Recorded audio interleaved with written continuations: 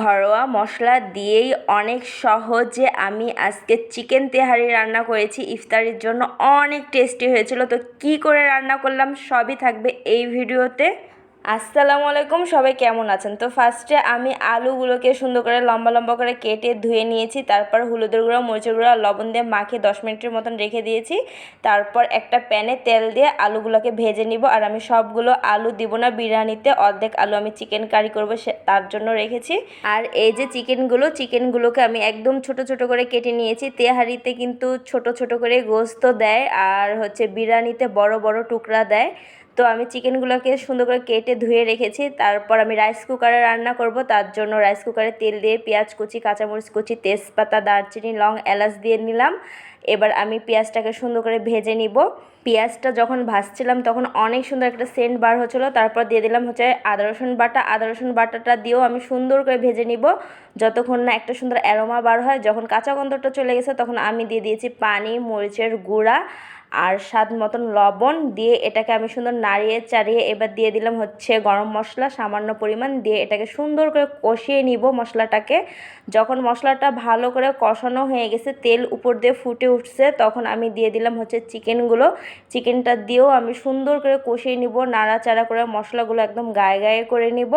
যখন চিকেনটা 5 মিনিট কষিয়ে গেছে তখন আমি দিয়ে দিলাম টমেটো কুচি 2টার মতন দিয়ে এটাকেও আমি এখন ভালো করে কষাবো যতক্ষণ না টমেটোগুলো গলে যায়। কষানোর জন্য আমি ঢেকে দিব 5 মিনিটের জন্য। 5 মিনিট পর আবার আসলাম, অনেকটা কষে গেছে, একদম সুন্দর একটা সেন্ট বার হচ্ছে আর ভাজা ভাজা হয়ে গেছে। আমি আরও একটু ভাজবো কারণ একটু পানি বার হয়েছে চিকেন দিয়ে। যখন তেল ফুটে উঠবে তখন আমি টক দই দিয়ে নিব। তারপর এটাকে সুন্দর করে নাড়াচাড়া করে এটাকেও 5 মিনিটের মতন কষিয়ে নিব, একদম সুন্দর গায়ে গায়ে করে নিব। আর টক দইটা দিলে কিন্তু স্বাদ বেড়ে যায় বিরিয়ানির। তারপর যখন কষানো হয়ে গেছে তখন আমি ½ কেজির মতন পোলাও চাল ধুয়ে রেখেছিলাম, সে চালটা দিয়ে দিলাম। দিয়ে এটাকে এখন আমি সুন্দর করে নাড়াচাড়া করে ভেজে নিব। যখন দেখবেন ভাজতে ভাজতে নিচে লেগে যাচ্ছে তখন পানি দিয়ে দিব। তো এবার আমি পানি দিয়ে দিলাম যতটুকু আমার চাল, তার থেকে 2 ডাবল বেশি পানি দিয়েছি। তারপর আমি ভেজে রাখা আলুগুলো দিয়ে নিলাম, দিয়ে এটাকে সুন্দর করে নাড়িয়ে চাড়িয়ে এবার আমি ঢাকনা দিয়ে দিব ফুটানোর জন্য।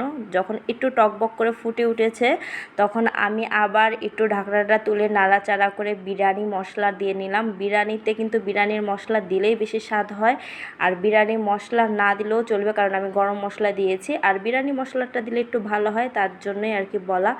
তো বিরিয়ানি মশলাটা দিয়েও আমি ঢেকে দিয়েছিলাম ফুটানোর জন্য। যখন পানি শুকিয়ে গেছে সে পর্যায়ে আমি একটা পাউডার দুধ গুলায় রেখেছিলাম, সে পাউডার দুধটা দিয়ে দিলাম। দিয়ে নাড়াচাড়া করে মিক্স করে আমি পেঁয়াজ বেরেস্তা করে রেখেছিলাম, সে পেঁয়াজ বেরেস্তা দিয়ে নিলাম। এবার আর কিছু করতে হবে না, 15 থেকে 20 মিনিটের মতন আমি দমে রেখে দিব, তার জন্য ঢেকে দিলাম। দম থেকে তুলে নিলেই হয়ে যাবে বিরিয়ানি, মানে তেহারি। বিরিয়ানি না, তেহারি, চিকেন তেহারি।